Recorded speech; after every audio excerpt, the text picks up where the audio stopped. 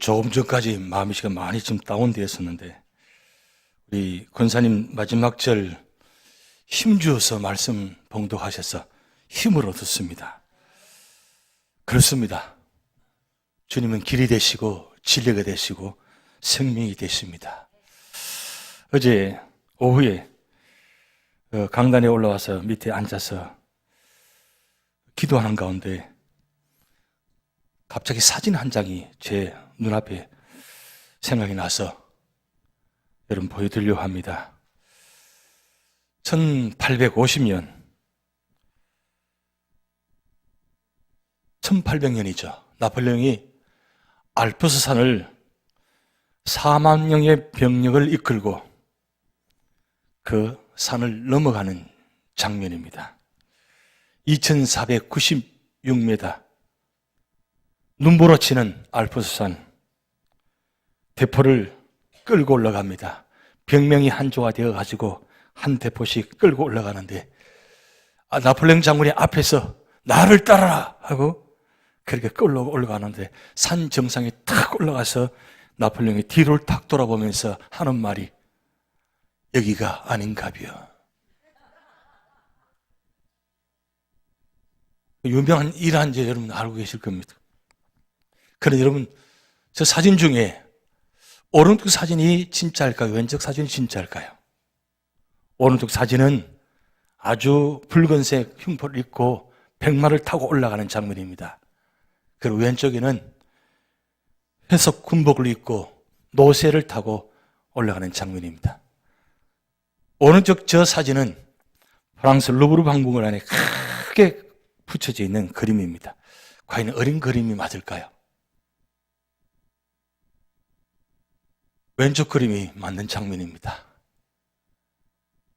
회색 군복을 입고 노새를 타고 올라갑니다. 올라가서 결국은 그 눈보라치는 그 산을 2496m 그 산을 4명의 병사를 끌고 올라가서 결국은 그 산을 넘어가서 오스트리아를 점령합니다. 누구도 그렇게 올 줄 생각하지 못했습니다. 누구도 그렇게 공격할 줄 몰랐습니다. 그래서 나폴레옹 장군이 그 이후에 그 유명한 말을 남겼습니다. 내 사전에 불가능이 없다. 나는 뒤돌아서지 않는다. 이런 말을 남겼습니다. 여러분 표정 보니 처음 듣는 듯이 말씀 듣고 계시는데 역사적으로 그 장면의 그림을 그리는 장면입니다. 근데 저 사진이 지나가면서 또 한 장면이 저 눈앞에 지나갑니다. 바로 예수님의 십자가 달려서 외치는 장면입니다. 십자가상에서 치른 6번째가 다 이루었다. 7번째가 내 영혼을 주님께 맡기나이다. 그런데 제가 여기 밑에 앉아서 십자가를 위를 바라봅니다.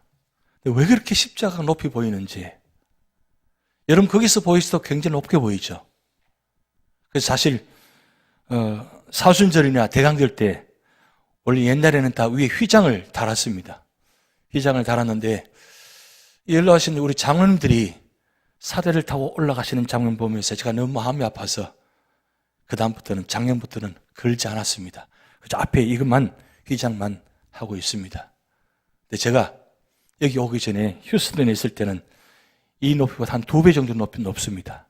그거를 제가 12년 동안 매 사순절마다 대강절 때마다 사다리를 타고 올라가서 휘장을 걸었습니다.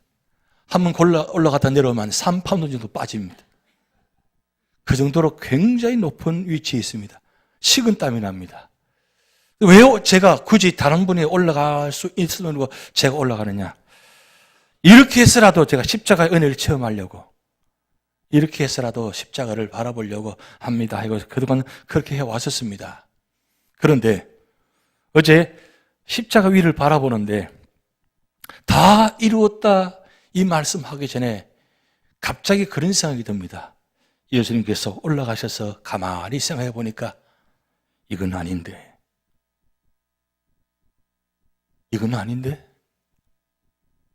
하고 내려오셨더라면 예수님께서 여기가 아닌가비요? 하고 만약에 내려오셨더라면 오늘 저와 여러분은 어디 있겠습니까?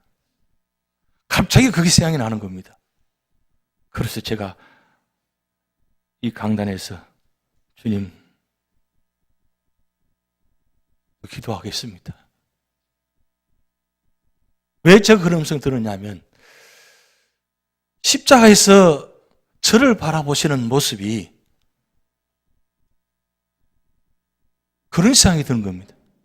너를 생각하니까, 너를 바라보니까 내가 십자가에 괜히 올라왔어. 너 목사 너 하는 거 보니까 십자가에 내가 괜히 올라왔어. 내가 너를 위해서 내가 십자가에 끝까지 죽을 이유가 있겠어? 그런데 주님께서는 십자가에 오후 3시에 운명하셨습니다.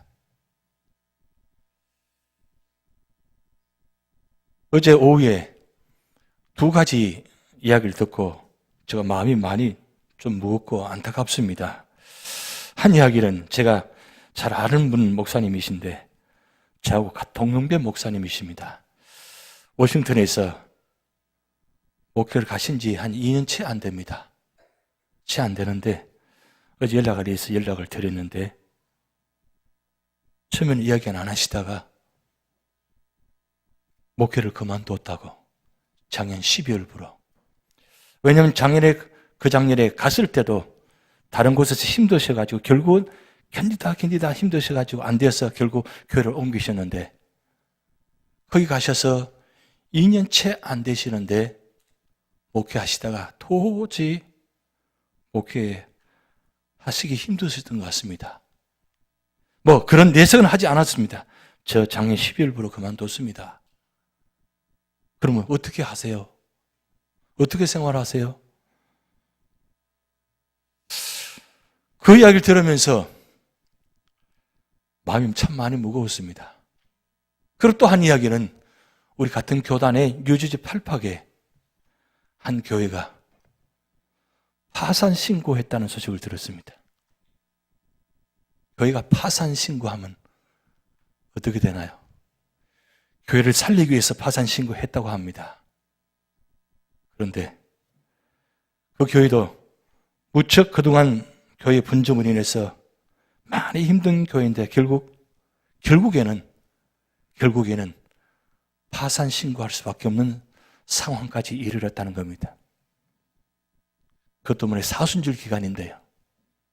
사순절 기간에 교회가 파산 신고하면 어떻게 됩니까? 주님 십자가는 어떻게 되는 거예요? 저는 그 생각만 하면 너무 가슴이 아픈 거예요. 주님께서 교회를 세우시기 위해서 십자가에 죽으셨는데 성도를 세우시기 위해 살리기 위해서 십자가에 죽으셨는데 이 사순절 기간에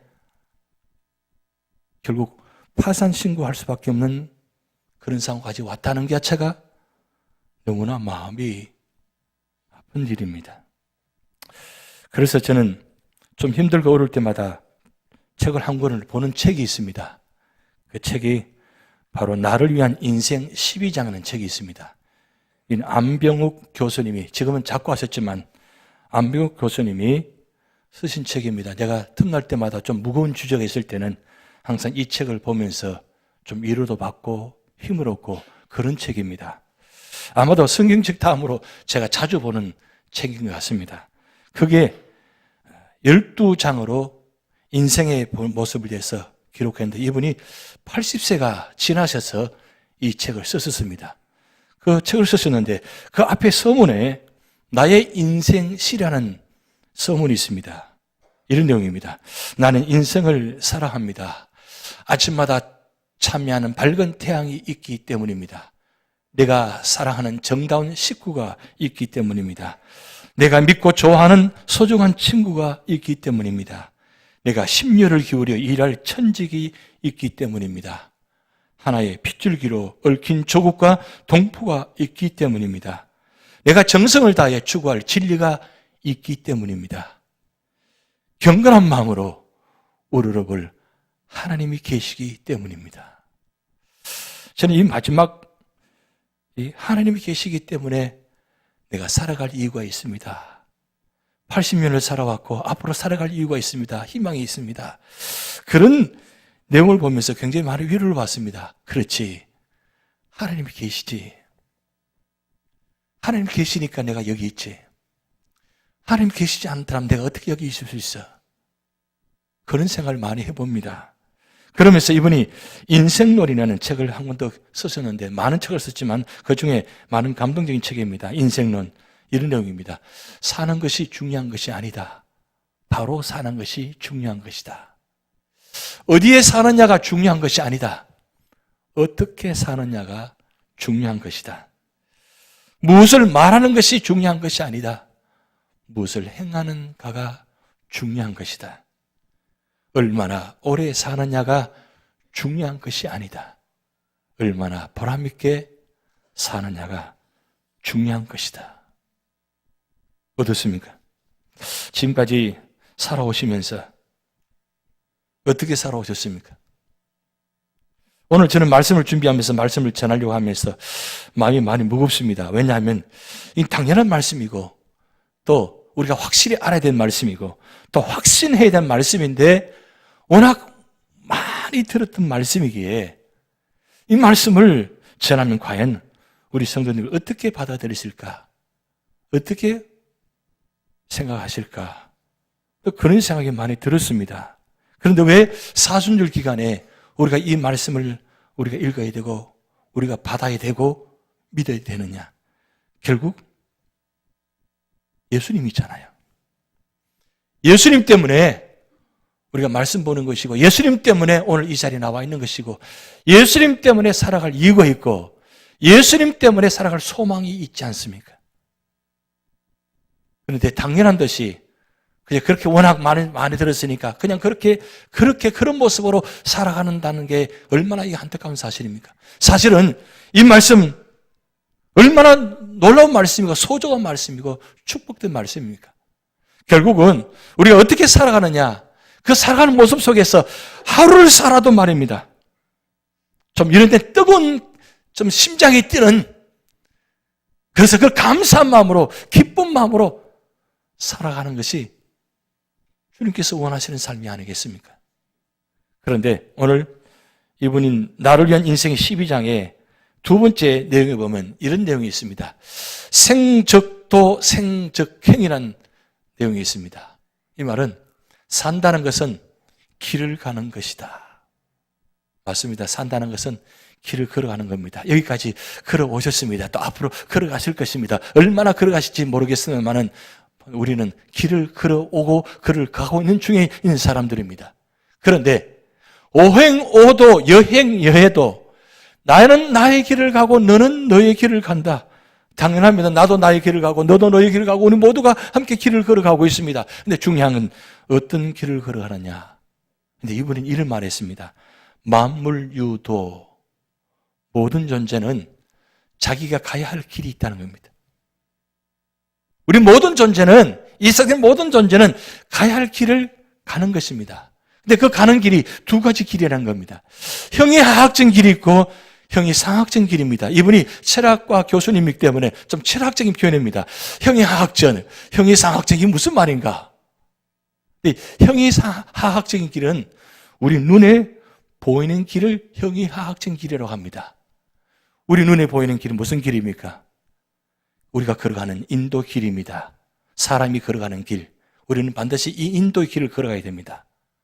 차는 차도로 걸어갑니다. 비행기는 비행기 길을 걸어갑니다. 그런데 인도를 걸어가는 사람이 차도로 걸어간다면 어떻게 될까요? 분명히 사고 납니다. 차도로 가는 차가 인도로 가면 어떻게 될까요? 분명히 문제가 생깁니다. 하늘에 여러분 워낙 넓은 광활하니까 비행기가 마음대로 다닐 것 같죠? 마음대로 다니지 않습니다. 비행기 길이 있습니다. 이 길도 선이 정해져 있기 때문에 만약에 이 길을 가는데 여러분 하늘이 넓으니까 저기 멀리서 오면 피해가면 되냐고 이야기할 수 있죠. 그런데 그렇지 않다고 합니다. 워낙 빠른 속도로 가니까 눈앞에 보이는데 피하면 될 것 같은 이미 늦었다는 거예요. 그래서 비행기도 비행기 길을 가야만 정오에 갈 수 있다는 겁니다. 그것이 형이하학적인 길입니다. 이 길을 걸어가면도 분명히 바로 가야 된다는 거예요. 함부로 가서는 안 된다는 겁니다. 그런데 이분이 말하는 중에서 더 중요한 건 두 번째, 형이상학적인 길. 이 길은 무슨 길이냐? 눈으로 보이지 않는 길이라고 합니다. 내 눈앞에 분명히 보이지 않는데 길이 있습니다. 무슨 길일까요? 행복한 길이 있습니다. 자유의 길이 있습니다. 승리의 길이 있습니다. 그런데 결론은 그렇게 행복한 길을 걸어가야 되고 자유의 길을 걸어가고 승리의 길을 걸어가는데 결론은 뭐냐? 이 성역상학적인 길에서 가장 중요한 건 구원의 길이라는 거예요. 우리 눈앞에 보이지 않습니다. 그런데 눈앞에 보이지 않지만 눈앞에 보이는 것보다 더 중요한 길, 이 구원의 길을 걸어가야 된다는 거예요. 그래서 이번의 결론입니다. 80이 넘어서 이 책을 기록하면서 내가 지금까지 인생을 살아왔는데 12장을 기록하면서 결론은 뭐냐? 생명은 하나님께 속해 있다는 거예요. 그리고 그 길은 생명은 하나님께 주셨다는 것. 그 하나님 주신 그 생명의 길을 걸어가야만 반드시 구원의 길이 있다는 것. 그게 바로 오늘 요한복음 14장 6절 말씀에 예수께서 가라사대 내가 곧 길이요 진리요 생명이라고 말씀했습니다. 근데 이 길은 많이 수많은 길이 아니라 첫 번째 말씀은 이 예수님께서 말씀하신 길은 유일한 길이라는 거예요. The way라는 겁니다. A way가 아니라 the way라는 거예요.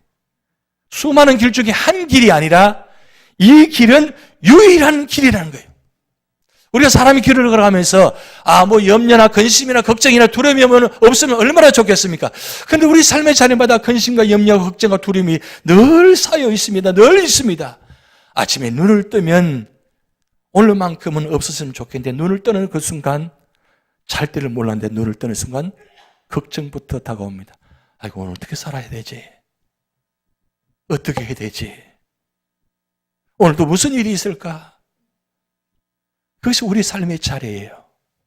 그래서 예수님께서 오늘 14장 1절 말씀에 이렇게 말씀을 선포합니다. 우리에게 설득하시는 것이 아니라 선포하시는 말씀이에요. 너희는 마음에 근심하지 말라. 하나님을 믿으니 또 나를 믿으라. 어떻게 이렇게 말씀할 수 있나요? 유일한 길을 걸어가신 유일한 길이 되신 그분이 예수님이 말씀하셨기 때문에 우리는 그 말씀을 아멘 할 수 있는 겁니다. 내가 근심이 있고 염려가 있고 아픔이 있고 고통이 있고 두려움이 있다 할지라도 주님이 나와 함께 계시면 주님과 함께 동행하면 근심, 염려 다 물리칠 수 있다는 거예요. 그게 바로 주님께서 말씀하십니다. 왜냐하면 주님과 함께 있는 자리, 주님과 함께 동행하는 자리, 임마누엘의 자리는 나는 내 스스로 이 힘을 이겨낼 수는 없지만 근심, 염려 물리칠 수는 없지만 주님이 나와 함께 계시니까 길 대신 주님이 나와 동행하시니까 내가 이겨낼 수 있다는 거예요. 그래서 하나님을 믿으라 또 나를 믿으라 이 말씀. 그러면서 이전 말씀에 내 아버지 집에 거할 곳이 많도다. 그렇지 않으면 너희에게 일렀으리라. 내가 너희를 위하여 거처를 예비하러 가노니 결국은 궁극적인 길의 목적 종착점은 어디냐? 바로 천국입니다. 우리의 종착점은 유저지가 아닙니다. 우리의 종착점은 바로 천국입니다. 지금 가는 과정이 중에 있습니다. 그런데 주님께서 그 종착점을 가셔서 거기 가서 거처를 마련해 놓기 위해서 가셨다는 거예요. 여러분 주님께서 가신 이유가 무엇입니까? 지금 그곳에 계신 이유가 무엇입니까? 그래서 우리가 가서 그 찰 곳을 마련해 놓기 위해서 가신 것입니다. 그런데 더 중요한 말씀은 3절 말씀에 가서 너희를 위하여 거처를 예비하면 내가 다시 와서 너희를 내게로 영접하여 나 있는 곳에 너희도 있게 하리라 그랬어요. 주님께서 다시 오신다는 겁니다. 재림이 예수님입니다. 왜 다시 오시느냐? 우리를 영접해서 구원해서 내가 있는 곳에 그곳에 있게 하시겠다 그래요. 여러분 이거 하나면 됐잖아요. 미국에 살면서 집 한 칸 장만하기 위해서 30년 40년 매달같이 그렇게 넣다가 결국 40년 만에 딱 집을 끝났는데 어때요? 부르십니다. 참 인생 험한 겁니다. 그 집 지키기 위해서 살기 위해서 그렇게 부었는데 넣었는데 다 끝나고 나니까 이제는 해피하게 살아야 되는데 끝난 인생이 되어버리는 거예요. 무슨 뜻입니까? 이 세상은 영원한 내 집이 없다는 뜻입니다. 아무리 궁궐 같은 그런 대구 같은 화려한 집에 산다고, 아니 그저 방 한 칸밖에 없어서 겨우 들어가서 산다고 어느 것이 다 비교할 수 있나요? 제가 자주 말씀드리지만 눈 감으면 똑같은 겁니다. 아무리 큰 방에 있다, 큰 침대에 산다 할지라도 눈 감으면 똑같은 거야. 아무것도 안 해요. 그런데 그것 때문에 그걸 위해서 살다가 결국 어떻게 됩니까? 그런데 주님께서 이 세상 집보다도 더 귀한 것, 더 좋은 곳, 천국에다가 준비해 놓으셨다는 거예요. 옛날에는 그런 이야기만 했습니다. 아파트가 좋으냐, 맨션이 좋으냐. 그래서 아파트보다 맨션이 더 좋은 거라고. 그렇게 해석하고 위로를 받았습니다. 중요한 것은 주님께서 그것을 준비해 놓으시고 지금 곧 오신다는 거예요. 그래서 성경에는 곧 오시리라, 요한계시록 곧 오시리라 말씀을 기록해 놓았습니다. 여러분, 곧 오신다는 무슨 뜻입니까? 지금 곧 오셔가지고 우리를 데려가신다는 뜻이에요. 그래서 이 말씀을 들으니까 이 말씀 속에서 4절 말씀에 내가 어디로 간지 그 길을 너희가 아느니라 그랬어요. 사실 이게 아는 사람 누가 있어요? 아무도 없잖아요. 도마가 이렇게 이야기합니다. 5절 말씀에 도마가 이르되 주여 주께서 어디로 가시는지 우리가 알지 못하거늘 그 길을 어찌 알겠사옵나이까. 어쩌면 도마의 질문이 우리의 질문일 수도 있습니다. 아니 내가 지금까지 길을 왔는데 정말 제대로 길을 왔는지 이 길이 맞는지 여러분 확실합니까? 내가 지금 이 길을 걸어가고 있는데 이 길이 끝까지 가면 그 길인지 확신하십니까? 여러분 사실 사순절 기간은 이 길이 확신의 길을 확신하는 자리입니다. 내가 가는 길이 정확하게 맞다는 것, 이 길 끝에는 반드시 하나님 계신 그곳이라는 것을 확신하는 자리가 바로 사순절 기간입니다. 왜냐하면 주님께서 그 길을 주시기 위해서 저 십자가가 있거든요. 이사야 53장 6절 말씀에 5장 우리는 다 양 같아서 그릇 행하여 각기 제 길로 갔거늘 여호와께서는 우리 모두의 죄악을 그에게 담당시키셨도다. 그 길을 가야 되는데 왜 못 가느냐? 죄 때문에 그 길을 갈 수가 없었습니다. 그래서 에베소서 2장의 말씀 보면 우리가 허물로 말미암아 죽었던 우리라 그랬어요. 예수 믿기 전에는 우리는 이미 죽었던 우리 존재입니다. 죽었던 존재를 예수님께서 십자가에 죽으심으로, 십자가에 생명을 주심으로, 죽으심으로 말미암아 우리가 생명을 주셨다는 거예요. 우리는 죽었던 존재인데 예수님께서 죽으심으로 우리가 생명을 받았습니다. 그게 바로 사순절 기간에 묵상하는 자리예요. 나를 살리기 위해서 주님께서 십자가에 죽으셨다는 거. 여러분 이 말씀을 얼마나 들어야 감동하시겠어요? 아멘 하시겠어요? 여러분 말씀 들어보니까 당연하든지 들으시는데 당연한 게 아니에요. 어떻게 이게 당연한 이야기예요? 당연히 우리 용서받을 수 있는 사람이라고요? 당연히 구원받을 사람이라고요? 아닙니다. 그런데 그럼에도 주님께서는 우리 위해서 십자가에 죽으심으로 이 귀한 생명을 주심으로 말미암아 우리에게 뭐요? 살리는 은혜를 주셨다는 거예요. 그래서 히브리서 10장 20절 말씀에 거기는 우리를 위하여 휘장 가운데 열어오신 새로운 살 길이요 휘장은 곧 그의 육체니라. 여기 이 말씀은 예수님 십자가에 죽으시는 그 순간에 오후 3시에 운명하는 그 순간에 성전 안에 있는 희성소 사이에 휘장이 위에서부터 아래로 갈라집니다. 갈라지는 그 순간 누구도 하나님 앞에 나갈 수 없었는데 대제사장만 나갈 수 있었는데 누구든지 예수님을 이름으로 믿고 구원받은 자는 하나님께 나아갈 수 있는 새로운 살길을 주셨다는 거예요. 그래서 우리는 오늘 또 주님 전에 나와 새로운 살길을 걸어가고 있습니다. 그래서 사도행전 4장 12절 말씀에는 다른 이름으로는 구원을 얻을 수 없나니 천하 인간의 구원을 얻을 만한 다른 이름을 우리에게 주신 일이 없음이니라. 오직 예수님만이 우리의 구원이 되신다는 사실입니다. 두 번째 말씀입니다. 예수 그리스도는 유일한 진리라는 겁니다. The trust입니다. 많은 진리 있습니다. 저는 늘 자주 보는 이 책입니다. 이 책, 자주 보는 책이지만 이 책이 저를 구원해 주지 없습니다. 물론 이 책을 지은 저자도 하나님 믿는 분입니다. 그분이 하나님 만나서 하나님 믿고 구원받아서 첫 내용 중에서 마지막 결론을 내려온 점은 80세 지나서 쓴 내용입니다. 인생의 결론은 결국 목숨은 내 목숨이 아니고 하나님 주신 목숨이다. 깨달은 책이지 이 책이 구원의 책이 아니란 말씀입니다. 결국 우리가 들고 다니는 이 책, 성경책, 왜 우리가 주신 것입니까? 여러분 요한복음 1장 24절 말씀에 말씀이 육신이 되어 우리 가운데 거하심에 우리가 그의 영광을 우리 아버지 독생자의 영광이요 은혜와 진리가 충만하더라. 결국 말씀 되신 그분이 이 세상을 창조하신 그분이 이 땅에 오셔서 진리가 되셔서 이분을 통해서 구원해 주셨다는 거예요. 그래서 성경책은 우리에게 생명을 주신 그분의 진리의 말씀입니다.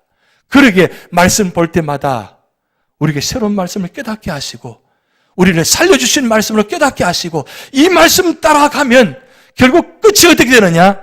바로 요한복음 1장 17절 말씀에 은혜와 진리는 예수 그리스도를 말미암아 온 것이기 때문에 요한복음 8장 31절 32절 너희가 내 말에 가면 참 내 제자가 되고 진리를 알지니 진리가 너희를 자유케 하리라.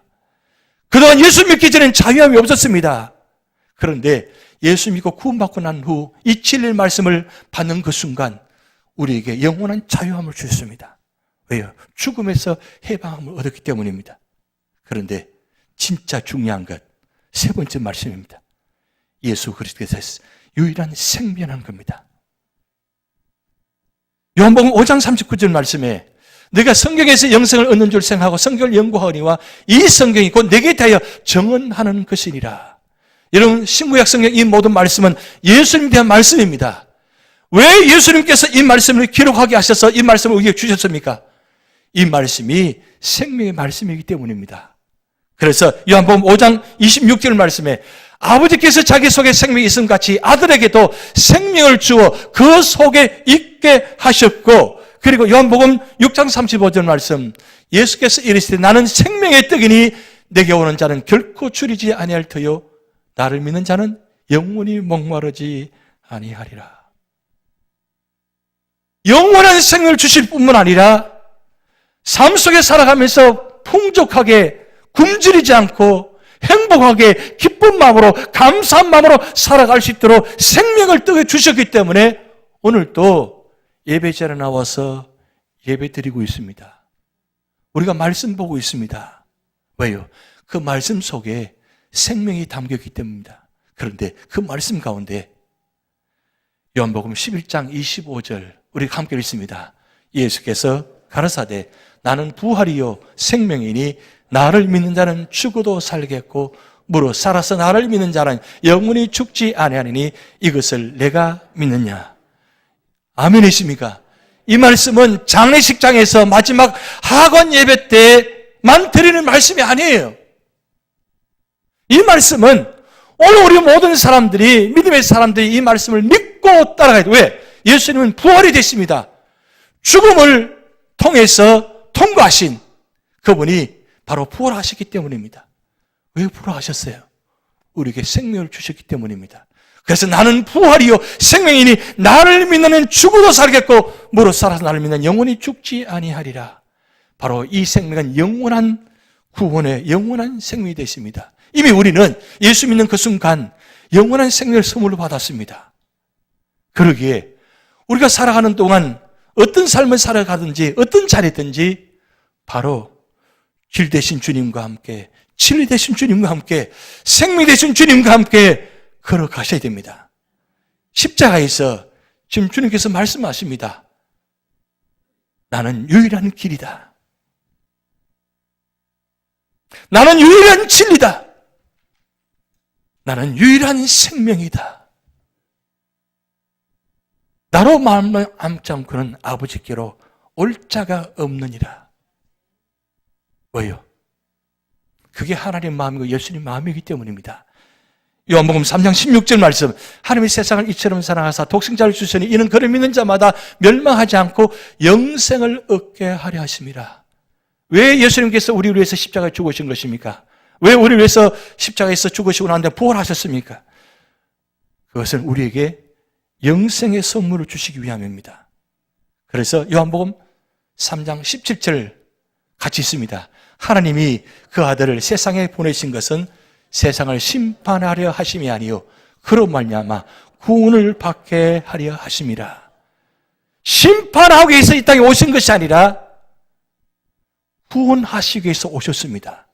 그렇다면 오늘 우리가 믿음의 사람으로서 예수 믿는 사람으로서 우리 삶의 자리에 모든 결론의 자리가 심판의 자리가 아니라 구원의 자리가 되셔야 됩니다. 오늘 주님께서 말씀하십니다. 내가 길이 된 것처럼 진리가 된 것처럼 생명이 된 것처럼 이 귀한 선물을 이 세상에 전해서 영혼 구원하라고 말씀합니다.